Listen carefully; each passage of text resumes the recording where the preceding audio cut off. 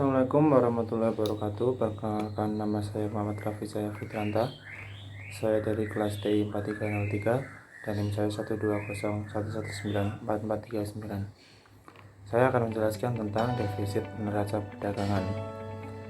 Nah, neraca perdagangan atau balance of trade ialah perbedaan antara nilai semua barang dan jasa yang diekspor dan diimpor dari suatu negara dalam periode waktu tertentu. Neraca perdagangan menjadi komponen terbesar dalam neraca pembayaran karena menjadi indikator untuk mengukur seluruh transaksi internasional. Dalam praktiknya, neraca perdagangan mempunyai dua sifat, yaitu positif dan negatif. Suatu negara dikatakan mempunyai neraca perdagangan yang positif apabila negara tersebut lebih banyak melakukan ekspor daripada impor.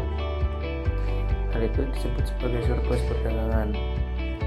Sebaliknya, ketika suatu negara lebih banyak menerima impor dari negara lain daripada ekspor, negara tersebut mempunyai neraca perdagangan yang negatif. Kondisi yang demikian dikatakan sebagai definisi neraca perdagangan. Salah satu upaya pemerintah mempersulit defisit neraca transaksi berjalan adalah dengan mendongkrak kinerja ekspor. Meskipun disadari bahwa upaya ini tidaklah mudah karena situasi perekonomian global yang masih lesu. Di samping peningkatan kinerja ekspor, pemerintah juga tetap mempertahankan untuk terjaganya dampak ekonomi domestik. Untuk menyikapi suatu situasi perekonomian begini, salah satu yang dilakukan oleh Bank Indonesia sebagai bank sentral adalah melakukan pelonggaran moneter. Kebijakan moneter longgar diharapkan akan meningkatkan likuiditas perbankan yang selanjutnya akan meningkatkan kredit yang disalurkan kepada dunia usaha dan masyarakat. Dengan demikian, kinerja ekspor dapat ditingkatkan dan pertumbuhan ekonomi akan tetap terjaga. Sebagaimana yang terdapat dalam definisi neraca perdagangan, ada dua hal yang dibutuhkan untuk menghitung neraca perdagangan, yaitu nilai ekspor dan nilai impor. Pada dasarnya, neraca perdagangan mempunyai rumus yang sederhana, yaitu hanya dengan mengurangi nilai ekspor dan nilai impor atas suatu barang dan jasa. Neraca perdagangan sama dengan ekspor kurangi impor.